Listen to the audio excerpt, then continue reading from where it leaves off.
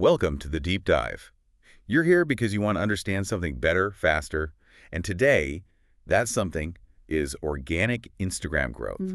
Let's be real, with all the algorithm changes and just so much content, growing a real following, it can feel impossible sometimes, right? Like trying to catch smoke. Yeah, it's definitely a challenge people talk about a lot. So our goal here in this deep dive is really to cut through all that noise. We want to give you proven, actionable strategies for growth that actually lasts. The kind that brings in real followers who genuinely care about what you're sharing. Exactly. Not just numbers for numbers' sake. We've sifted through a stack of sources, looked at the latest research, what people are saying works now. And if you do want to give these organic strategies a bit of a boost, maybe get seen faster by real users, there are tools out there. You might check out rapidboost.net. They focus on helping genuine users discover content while keeping things organic. Right, amplifying the good work you're already doing. Exactly. Okay, so let's dive in. First things first. What exactly is organic growth when we talk about Instagram? Well, simply put, organic growth means you're attracting real, engaged followers through, your actual content and your interactions. So not paying for ads. Right. No paid promotions, no artificial shortcuts like buying followers or using bots. The whole point is building a genuine community. People who are actually interested in what you do rather than just chasing vanity metrics like a huge follower count that doesn't really mean anything in terms of engagement. Right. So it's about that real connection, building an audience that actually cares. And Instagram, they talk about community all the time. Why is this organic way so crucial beyond just, feeling good about it? Well, Instagram's algorithm is pretty smart. It's basically designed to reward content that sparks real interaction, genuine engagement. Okay. So think about it. When real people like, comment, save, or share your posts, it sends a signal. Yeah. A strong signal to the algorithm that your stuff is valuable, that it's worth showing to more people. Oh, okay. Makes sense. But the flip side is, if you have tons of fake followers who never interact, that tells the algorithm the opposite. It can actually limit your reach. Wow, so buying followers can actually hurt you. Definitely. It damages your credibility with the audience you do have, the real ones, and you could even face penalties from Instagram. So, yeah, organic growth takes time, it takes consistent effort, but you're building something solid. Real interest, trust, credibility. It's a marathon, not a sprint. You're building something that lasts. Okay, building for the long haul. Got it. So our sources really emphasize that the very first step, the foundation, is optimizing your profile, making it discoverable, setting the stage, basically. Exactly. What are the absolute must-haves for a profile that actually grabs the right kind of attention? Think of your profile like your digital storefront. It needs to immediately tell people what you're about and why they should care. So first, your profile picture needs to be clear, crisp, high quality, and ideally the same one you use everywhere else online. Consistent branding. Right, recognizable. Then your username and your name field. This is prime real estate for search. You want to weave in relevant keywords people might actually search for. So if you're, say, a vegan baker, maybe at Sarah's Vegan Bakes, and your name field could be Sarah Vegan Baking Tips. Makes you easier to find. Smart. Yeah. Thinking like someone searching. Yeah. And that bio, it's so short, only 150 characters, but feels like it packs a punch. Oh, absolutely. It's tiny but mighty. In those few characters, you need to clearly say who you help, how you help them, and what's the benefit for them if they follow you. Okay. Don't be afraid to use, emojis to add some personality. Break up the text with line breaks so it's easy to read. And definitely include a clear call to action. Tell people what to do next, visit your site, download something. And the link in bio. Crucial. That's your main outbound link. If you have multiple things to promote, use a tool like Linktree or something similar. It just tidies it all up. Okay. And lastly, don't forget Instagram highlights. Curate your best stories there. Think testimonials, FAQs, maybe some behind-the-scenes stuff. It's like a welcome packet for new visitors. Yeah, that makes sense. We saw a great example, chef Megan Scott. What happened when she tweaked her profile? Right. She really focused on keywords in her bio. Put plant-based recipes, meal prep ideas. Super clear. And within just a month, she saw a 30% jump in daily profile visits. Wow, 30%. Yeah. And the cool part was new followers actually commented saying her profile was clear and inviting. That's what made them hit follow. It just shows how much impact those little profile details can have. Okay, so a clear, inviting storefront gets people in the door. Perfect sense. Now, once they're there, it's the content that has to keep them, right? Or they just scroll on by. What makes content truly magnetic for organic growth. Magnetic content, yeah.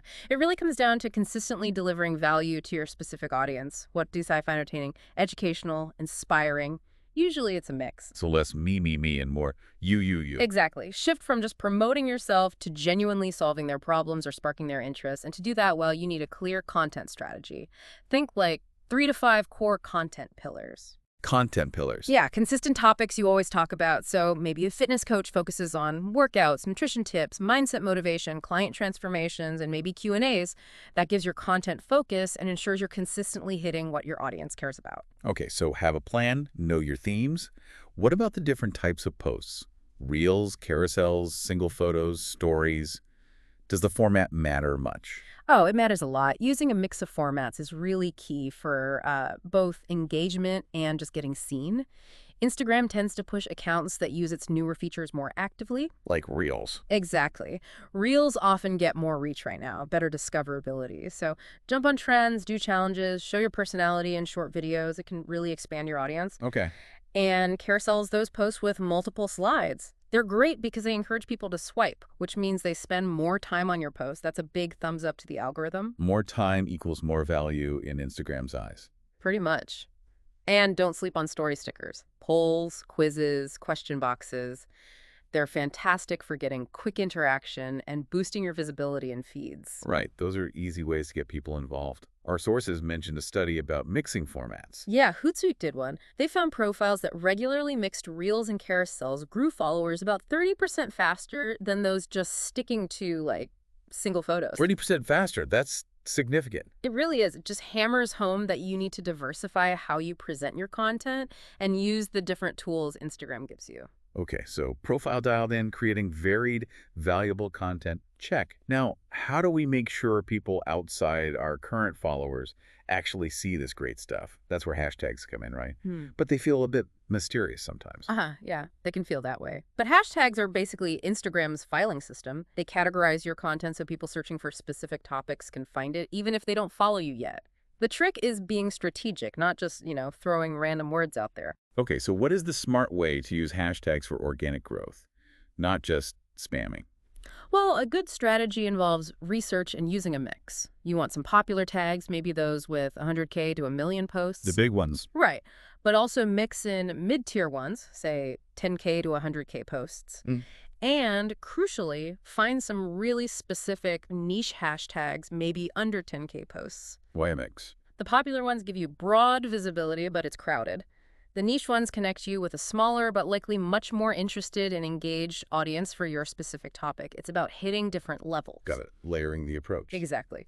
Also super important, avoid banned or totally overused hashtags. Check them first. Using bad tags can actually hurt your reach, maybe even get you shadow banned. Shadow banned, like hidden. Yeah, where your posts don't show up properly in hashtag feeds for non-followers. Not good. Also, use location tags if your content is relevant to a specific place. Great for local businesses or travel content. And finally, think about creating your own branded hashtag, something unique for your community or a campaign.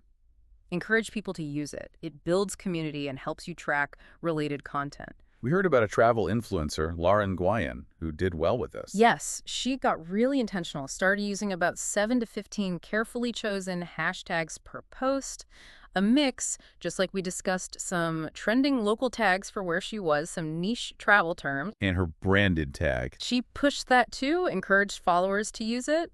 The result, she basically doubled her organic reach, and she built this cool little community around her hashtag with people sharing their own trips using it. Huge boost in engagement. Wow, so it's definitely not just an afterthought. It requires actual strategy and research. Yeah. Okay, so hashtags help people find you, but how do we turn those views, those eyeballs, into actual loyal followers who stick around and interact? Right, that's the critical next step. It shifts the focus to building authentic engagement. It's about prioritizing a real community over just like a big crowd of passive followers. It's community over crowds. I like that. Growth on Instagram really thrives on connection, on meaningful interactions. When you foster that, it not only strengthens your bond with your followers, but again, it signals to the algorithm that your account is valuable and worth showing more often. Okay, so what are some really practical, actionable ways to do that? Build engagement sounds good, but what does it actually look like day to day? Well, one of the most direct ways is just Be responsive, Hmm. actually reply to comments, answer DMs, and not just a quick thanks. Ask follow-up questions, offer thoughtful replies, have real conversations. Engage back. Exactly. And don't just wait for them. Initiate. Use those interactive story stickers we talked about, questions, polls, this or that. Get your audience talking, sharing opinions. Makes sense. Anything else? Yeah, consider collaborating. Partnering with micro-influencers in your niche can be really powerful. Micro-influencers. Smaller accounts. Yeah, they often have smaller followings, but their audiences tend to be super engaged and trusting. Doing an Instagram live together, maybe a guest post swap, or even just shout outs can introduce you to a really receptive new audience. Okay, that's clever. We have an example here, a lifestyle blogger named Gina.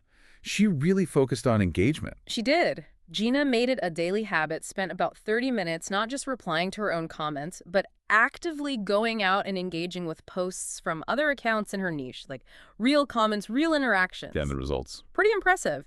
In just 3 months, her engagement rate more than doubled, went from 1.5% up to 3.8%. Doubled. Wow. And because brands saw that real connection she had, she started getting partnership offers.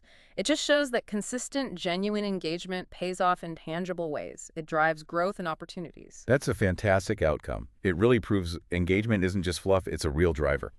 Okay, so we're doing all this stuff, optimizing, creating, hashtagging, engaging. How do we actually know if it's working? How do we track progress and, adjust if needed? Yes, the data. You absolutely have to pay attention to your analytics. You can't improve what you don't measure. Right. Instagram has its own built-in analytics, which are pretty good. You can also use third-party tools, things like Later or Sprout Social for maybe deeper insights. But the key is actually looking at the numbers. Okay, so what numbers should we be focusing on? What are the key metrics? There are a few core ones. Definitely track your follower growth trends. See if certain posts or activities cause spikes or dips. Okay. Your engagement rate is huge. That's your likes, comments, shares, saves, all relative to your follower count. It tells you how much your audience is actually interacting. Makes sense. Reach and impressions are important too. Reach is the unique number of people who see your content. Impressions are the total views, helps you see what's getting discovered. Right. And if you use stories a lot, look at those analytics. Things like how many people tap forward or tap back or exit. It shows what's holding their attention. Okay, so we gather all this data. Then what? How do we turn those numbers into smarter actions for growth? You use it to refine everything you're doing. Set aside some time, maybe weekly, like 30 to 60 minutes, just to review your performance. A weekly check-in. Yeah. See what posts did well, which hashtags seemed to work, what bombed. Use those insights to tweak your content ideas for the next week. Don't be afraid to experiment. Try different posting times, different formats, maybe different caption lengths. A/B test things. A/B testing. Try 2 versions and see which works better. Exactly. And set small, specific goals. Instead of just get more followers, aim for something like increase saves by 10% this month, or improve story completion rate on my next series. Makes it more manageable and measurable. Okay. We have another case study, this time a coffee shop chain, Brewed Wonders. What did they learn from looking at their numbers? Yeah, this is a great example. Brood Wonders looked at their analytics and found something really interesting. Their behind-the-scenes reels showing baristas making coffee. The shop atmosphere got 60% more reach than their polished, professional product shots. 60%. That's huge. Massive difference. So based purely on that data, they shifted their strategy, focused way more on that personality-driven video content. And guess what? They saw a 20% increase in local followers in just 6 weeks. Wow. Just by listening to the data. Exactly. It shows how powerful it is to pay attention to what your audience actually responds to and then be willing to adjust. Don't just stick to what you think should work. That really drives home the point about being flexible. Okay, one final big strategy our sources highlighted is collaboration and leveraging user-generated content, or UGC. Why is that stuff so effective for organic growth? Well, getting your community involved is incredibly powerful for a couple of reasons. First, it naturally extends your reach. When your followers create content about you, their followers see it. Second, it's amazing social proof. Social proof, like proof it's good because other people like it. Exactly. It adds this layer of authenticity and trust. Seeing real people using your product or talking about your service is often more convincing than the brand saying it themselves. It encourages others to check you out. Okay, so how do we actually encourage people to create content for us or with us? There are lots of ways. Running giveaways or contests is a classic. You can make one of the entry requirements posting something using your branded hashtag and tagging you. Instant UGC generation plus visibility. Smart. Another great way is simply featuring your followers. Share their photos, their reviews, maybe a success story if that fits.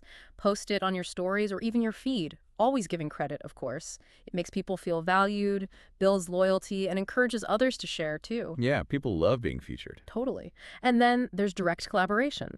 Partner with other creators, maybe do an Instagram story takeover day where they post on your account, or co-create a reel, do a joint interview. It blends your audiences and brings fresh perspectives. Okay.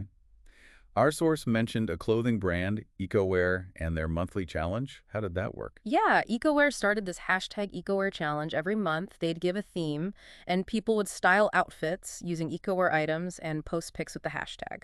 It generated tons of amazing creative content from their community.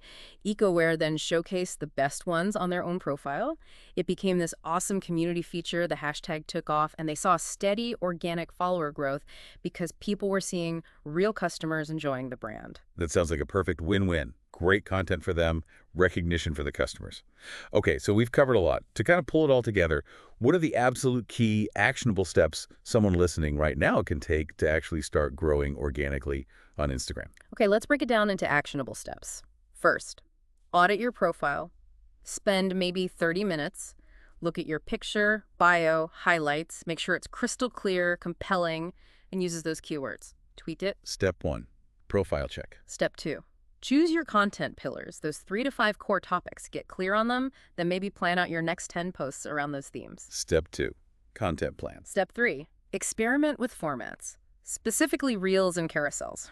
Commit to trying maybe 2 of these each week and track how they do. Step 3, mix formats. Step 4, build a hashtag bank. Research 20-30 relevant hashtags, that mix of popular, mid-tier, and niche. Create some rotating sets to use. Step 4, hashtag research. Step 5, block out time for engagement. Seriously, schedule it. Maybe 20 minutes daily replying comments and DMs, and 10 minutes engaging with other accounts in your space. Step 5, daily engagement. Step 6, analyze weekly. Pick a day, maybe Sunday, review your analytics, what worked, what didn't, learn from it. Step 6, weekly review. And Step 7, nurture your community. Actively look for ways to involve them. Run a monthly challenge, do a Q&A, feature follower content. Step 7, build community. And the big takeaway. Consistency over perfection. Just commit to these habits. Try it for, say, 60 days and really track your progress. You'll likely see a difference. Okay, so the real secret to organic Instagram growth isn't some hidden trick, is it? It sounds like it's about building trust, consistently showing up with value, being creative, and really paying attention. That's exactly it. Instagram tends to reward accounts that foster those genuine connections and are willing to adapt and provide value consistently. So focus on optimizing that profile, mastering your content, using hashtags smartly, building that community. Learning from your analytics and seeking out those collaboration opportunities. Right. It really hammers home that real, lasting followers come from authentic effort. Shortcuts might look tempting, but organic growth seems much more powerful and honestly rewarding in the long run. Absolutely. So here's something for you, the listener, to think about. Which one of these strategies we talked about feels like the best fit for you right now? What's one small experiment, just one, that you can commit to running this week to start building that more engaged, more authentic Instagram presence? Thanks for taking this deep dive with us.